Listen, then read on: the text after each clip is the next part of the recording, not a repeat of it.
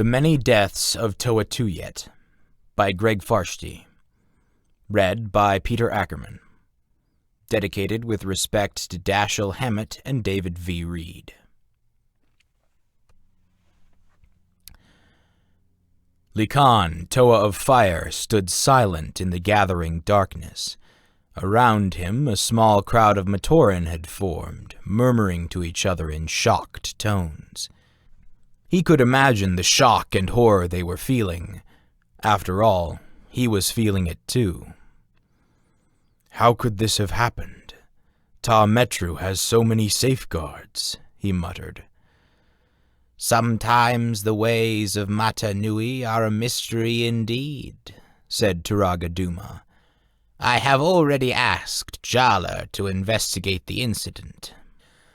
Likan knelt down beside the still, ruined body of the Ta Matoran. He lay where he had fallen after a vat of molten protodermis had inexplicably tipped and spilled its searing contents on him.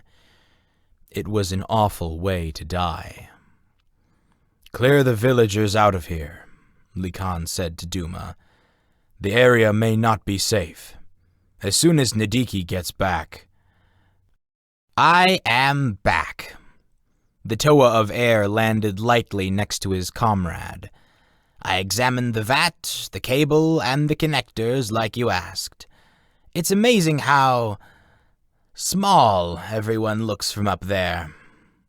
"What did you find?" snapped Likan impatiently. "The connectors were tampered with," Nadiki answered. "Whoever did it didn't even try to make it look like an accident. This was murder, Likan." At the sound of the word, the Vaki Nurak moved in close. It was the job of these mechanoids to enforce order in the city, a task they performed coldly and efficiently. Nadiki glanced at them with undisguised contempt and gave one a shove. "Back off," he snarled. "This was a living being once. You wouldn't understand that." Likan reached out and gingerly rolled the body over. His eye was immediately drawn to a small stone tablet that had been under the corpse. 2 words were written on it in the language of the Matoran. Toa Tuyet. "I don't have any idea," said Tuyet, Toa of Water. "I barely even know any Ta Matoran." "Well, that's understandable," said Nadiki. "They're not the most interesting bunch." "Think," said Likan. "Are you sure you never met him? Could he have been carrying a message to you?" Tuyet shook her head. "I'm sorry, I don't know. I haven't even left Ga Metru in days, let alone gone to the other side of the city.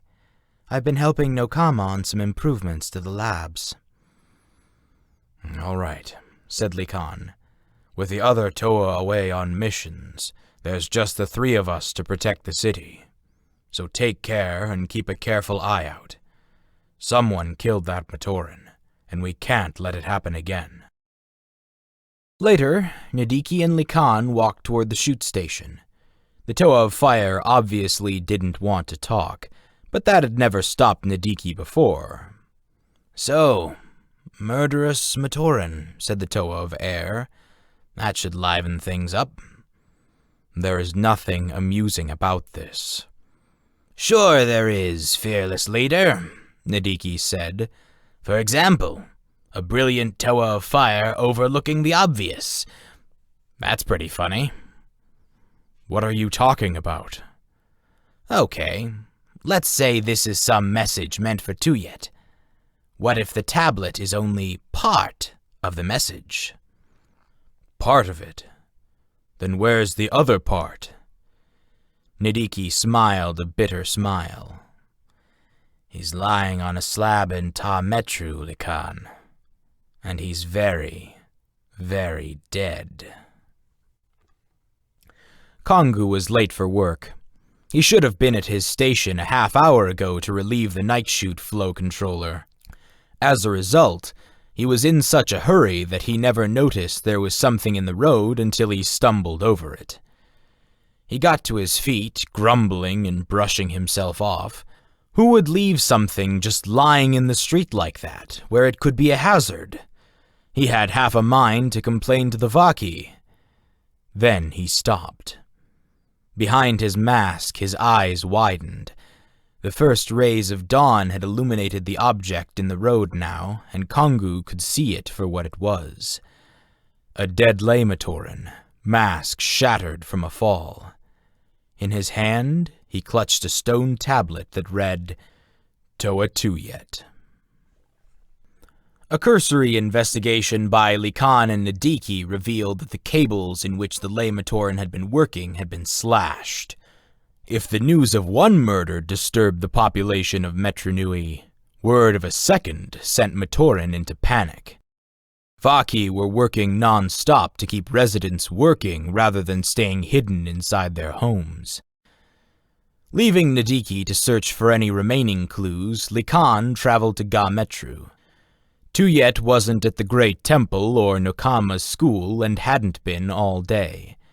The lightstones in her living quarters had been doused, but a little darkness had never stopped Likan. Pushing the door open, he conjured a flame to illuminate the dwelling. The sudden light startled Tuyet. She had been standing against the back wall, gazing out of the window, lost in thought. When she saw Likan, she relaxed, though not very much. "I should have expected you," she said. Likan nodded. "There's been another death, Tuyet. I know you don't like Nadiki, so I left him behind. You and I have been friends for thousands of years. We've traveled together, fought together, and once almost died together. If you know something about what's going on, you have to tell me." Tuyet looked down at the ground. A long moment passed before she spoke. "If I do, I'll put you in danger. The best thing might be for me to just leave Metronui. Once I go, this will stop." Likan reached out and touched her hand. "A long time ago, I was stationed in a Toa tower that was under attack by Frostilus. Our team leader ordered me to abandon my post so there would be a survivor to warn others of what had happened. I was young, new to being a Toa, so I agreed. I lived. They died. And I swore after that I would never run from anything, ever again. We're Toa, Tuyet, and Toa don't run." Tuyet looked into the depths of Likan's eyes. Her expression behind her mask of intangibility was unreadable. When she spoke, it was in the slow, measured pace of a stream running toward the sea. "Have you ever heard of the Nui Stone? No? I would have imagined you had heard the legend at least," she said. "If only it were just a legend." "What is it?" "We all know about Toa stones. Almost any rock can serve as one. A Toa takes it in hand and places a minute portion of his energy inside. Later, it can be used to trigger the transformation of a Matoran into a Toa. But the Toa stone is passive, just a receptacle for Toa energy. The Nui stone is something else again." Tuyet summoned a fog to shroud her home so that prying eyes could not see through the windows before she continued. "The Nui stone is active, where a Toa stone is passive. It doesn't wait for you to give it your energy, it takes it. Once activated, it will absorb minute amounts of energy from any Toa within a 3,000 kyo radius, so slowly and surely that it won't be noticed until it's too late. Then that energy can be absorbed by a living being. Can you imagine? One being with a power of dozens, maybe hundreds of Toa or more?" "And such a thing exists?" asked Likan, already seeing the potential danger in such an object. Tuyet nodded. Yes, but its makers realized the risks. They made only one and vowed to destroy that one. But before they could do it, it was stolen. No one knows by who. It was passed from hand to hand for millennia, no one ever realizing what it was or could do, just that it was powerful and so valuable. Finally, at some point in the recent past, it ended up on my home island. Or so they say. What does this have to do with 2 dead Matoran and tablets bearing your name? Asked Lacan. Shortly after I left home to help you and the others fight the Kanohi dragon here, a team of Dark Hunters invaded my homeland. They were looking for the Nui Stone. When they couldn't find it, they assumed I had taken it with me for safekeeping. And did you? No, Tuyet answered. If I had ever had the cursed thing in my hand, I would have crushed it to powder. But the Dark Hunters think you have it. They sent me a message, said Tuyet. They threatened the Turaga and Matoran of my home island. They gave me 7 days to turn the stone over to their agents and promised to help me keep count of the days. These deaths, those sick, evil... This is their countdown, Likan. Toa Nadiki dodged a rock-hard blow from the Dark Hunter called Devastator. He wasn't fast enough to dodge the follow-up, which sent him flying 20 feet through the air to crash into a pile of equipment. Nadiki had been happy to hear Likan's news that Dark Hunters had infiltrated Metru Nui. It was comforting in some way to know that some Matoran had not gone mad and started offing his fellows, even if the actual explanation was a little dull. Still, it gave him something to hit. Devastator was a big boy, probably close to a ton of mechanical muscle. Worse, he had this habit of turning to sand and disappearing into cracks in the floor, or telekinetically hurling machinery. It was getting annoying. Likan had offered to take on the other 2 Dark Hunters, and it was now looking like the Toa of Fire had the easy job. What else was new? Thought Nadiki, dragging himself to his feet. I like you, said the Toa, hurling a mini cyclone at his foe. You don't talk.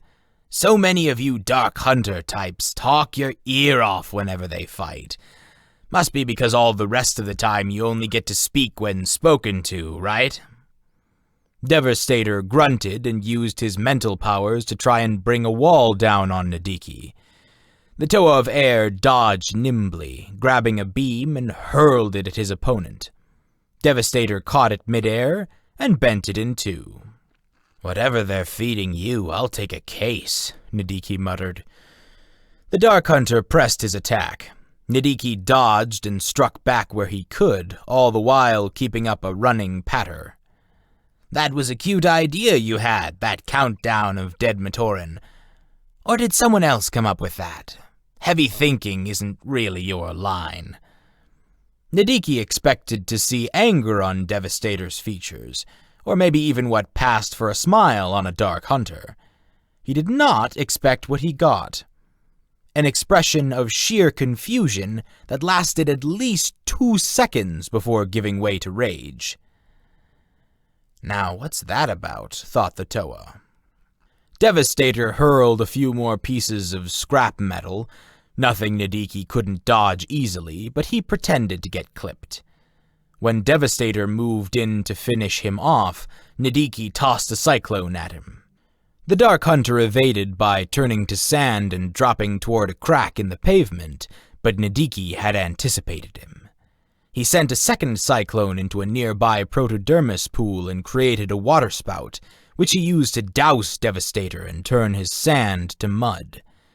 The Dark Hunter made a game effort to stay in the fight, but Nadiki had the advantage and wasn't going to let it go. A few well-placed blows, and it was all over. Likan showed up then. He had tackled a dark hunter named Gladiator and another who had some sort of chameleon power. The Toa said his opponent had appeared as a one-eyed yellow Rahi, but Likan had no idea who he was trying to resemble. "That's all of them," said the Toa of Fire. "It's over." "Are you sure?" "Gladiator and I had a talk," Likan replied. "I'm sure." "Heading to tell Tuyet she can come out now?" Likan glanced at Nadiki. There was something off in Nadiki's tone of voice, as if the Toa of Air was preoccupied. "Yes," said Likan. "I need to stick these dark hunters someplace until we decide what to do with them and take care of a few priority jobs for Duma. Then I will head over to Ga-Metru." "Then maybe I'll see you there," Nadiki said, departing. "Yes, maybe." It took longer than Likan expected to get his tasks done. Night had already fallen by the time he made it to Ga-Metru. Nadiki was there ahead of him, standing with Toa Tuyet amidst a crowd of Matoran. A Ga-Matoran was lying on the ground, unmoving. From the puddle around the body, Likan guessed she had been fished out of a canal. In her hand was the now familiar stone tablet bearing Tuyet's name. "What happened?" he asked, already guessing the answer. "It was awful," said Tuyet. "I heard a scream and a splash. I ran out, but she was already dead, drowned with that terrible reminder in her hand." "Just like the others," Nadiki said, his eyes meeting Likan's for a long moment. "Tell him when this happened, Tuyet." "Only a few minutes ago," said the Toa of Water. "But that's," Likan began. Nadiki cut him off. "Horrible. That's what it is. Don't worry, Tuyet. Likan and I will catch the ones who did this. You can count on that." It was an hour later. Full darkness had descended on Metru Nui as well as on the spirits of its residents, and none walked in a deeper shadow than Likan this night. Found Tuyet in her dwelling. She looked at him hopefully. "Did you find them? Did you stop them?" Likan nodded. "Yes, you have nothing more to worry about. Nadiki and I captured all 3 dark hunters." Tuyet smiled. "That's wonderful. Then the countdown is over. I can live again. I don't have to sit in this darkened chamber anymore. We can share adventures again, just like before." Likan walked past her. Before she could react, he smashed a hole in the back wall and reached in, his hand emerging with a glowing red stone. "Will we share this too? This is the Nui stone, isn't it? The one you said you didn't have?" "How did you—" "The stone is full of energy. Energy gives off heat," said Likan. "Once I knew to look for it, it was easy.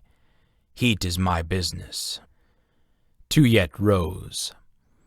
To her credit, she didn't seem nervous or taken aback.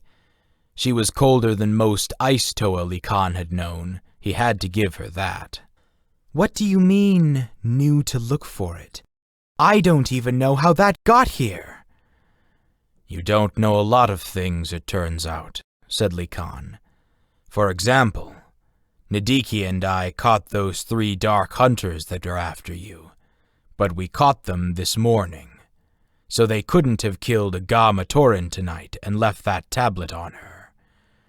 Nadiki told me Devastator looked confused when he brought up the countdown, so we started wondering if that was because he really had no idea what was going on."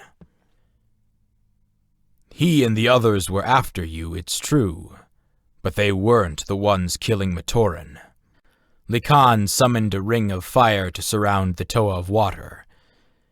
You were, Tuyet. That's ridiculous, Tuyet snapped, calling down a thunderstorm to douse the flames. Have you gone mad? Accusing me of something like that? The Dark Hunters were right. The Nui Stone did end up on your home island, and you did take it with you when you came here. They wanted it, and you knew they wouldn't stop until someone stopped them. So you started this countdown and then set Nadiki and I on their trail. When you heard nothing from us, you assumed they were still free, so you had to keep the countdown going. The water blast that struck Likan came out of nowhere and sent him hurtling across the room. The impact made him drop the stone, but it landed inside a water bubble and floated gently back to Tuyet. I thought Nadiki would be a problem, but not you, she said harshly. You are so trusting, so convinced of the purity of Toa. I don't think Nadiki even trusts himself. Better keep an eye on him, Likan. He'll come to no good. You mean like you? Said the Toa of Fire. Tuyet laughed. Me? With the energies in this stone, I am going to become the most powerful Toa that ever lived. Think of it. No more Rahi monsters attacking, no more Dark Hunters, and maybe I'll even take out the Brotherhood of Makuta just for fun. What the League of Six Kingdoms tried to do while they were active, I will do. Impose law and order on everything that lives. Your law and your order, said Likan. Law built on the corpses of dead Matoran. Order built on lies. No good can come from that. That's your problem, Likan, Tuyet sneered. Always following the rules, always worrying about others. Did you ever think we could do more good if we stopped worrying so much about who might get hurt in the process? The day we stop worrying about that, we become part of the problem, said Likan. No more problems, Tuyet answered, her gaze shifting to the stone in her hand. I'm about to become the ultimate solution. Her hand closed on the stone. It began to crackle, a nimbus of crimson energy surrounding her. Likan hurled a firebolt, but she deflected it without even looking at him. Her power was already growing exponentially with each passing moment. In a matter of seconds, she would be able to snuff him out like a tiny flame in a windstorm. "Don't do this," he shouted. "Remember what it is we stand for. Remember who you are." I don't care about who I am, Tuyet yelled. I care about who I will become. The next split second was a blur. There was a sound like a mountain splitting in two, and then the door was flying across the room, slamming into Tuyet. Nadiki stood in the open doorway, a tornado whirling around him. "Hi, dear. I'm home," said the Toa of Air. Likan sprang from the floor and closed with Tuyet, trying to pry the stone loose from her grasp. She hurled him aside, then hit Nadiki with a flood tide that forced him out of the chamber. The next instant, her power exploded, bringing down the entire dwelling. Before the startled eyes of the Toa of Fire, Tuyet began to rise on a column of water. Higher and higher she climbed, until it seemed like she would be able to touch the stars themselves. And she was laughing, a thunderous, horrible sound that shattered Likan's hopes and beliefs like they were fragile things of crystal. "I always knew she looked down on us, but this is ridiculous," said Nadiki. Are you up to putting a chill in her plans?" Likan didn't answer. Instead, he focused his energy on drawing all the heat out of the column of water on which Tuyet stood. The effects were immediate. Water became ice. Before the toe of water could respond, Nidiki had picked up a pole made of solid metallic protodermis and swung it, smashing the pillar of ice to pieces. Stunned and thrown off balance, Tuyet dropped the stone. Out of contact with it, her new powers abruptly vanished, and the sudden shock of such a loss stunned her. She fell, the stone fell. Likan watched them both, wondering which, if either, he should catch. He chose the Toa. Nidiki was fine with that choice. He positioned himself under the Nui stone, ready to snatch it out of the air. Out of the corner of his eye, he saw Likan catch Tuyet. The Nui stone came closer, closer, and then a blast of fire knocked it out of the air. "No!" yelled Nidiki, trying to grab it. But its surface was molten hot, and he couldn't touch it for more than a second. The stone hit the ground and splintered into a billion pieces, whose red glow flared and then faded for good. "You!" raged Nidiki. "You stupid moronic! What's the matter with you?" Likan had encircled Tuyet with fiery chains. Although they did not touch her, she could not move without being burned, and they burned so white-hot that any moisture instantly evaporated on contact. With the destruction of the stone, the red glow had faded around her as well. "Sorry, Nidiki. My mistake," said Likan. "I seem to have made a lot of them lately." Tuyet would be confined in the Colosseum while Duma and Likan tried to decide on a fitting punishment. Despite being under guard, she disappeared during the night, never to be seen again. Reports that a large creature had suddenly appeared in her cell and then teleported out with her were dismissed as, at best, a delusion. Likan would never find out what happened to Tuyet, though the mystery haunted him all his life. But the prisoners of the pit welcomed a new companion that night, a Toa who had committed the unpardonable crime of slaying those she was intended to protect. Tuyet was among the prisoners who perished when the great cataclysm shattered the pit. There are some escapees who claim she fought beside Hydraxon, trying to stop the inmates from fleeing, while others insist she was looking to break out herself and just got unlucky. As with so many things in life, the full truth will never be known, and those who still remember her are invited to believe whatever lets them sleep more peacefully at night.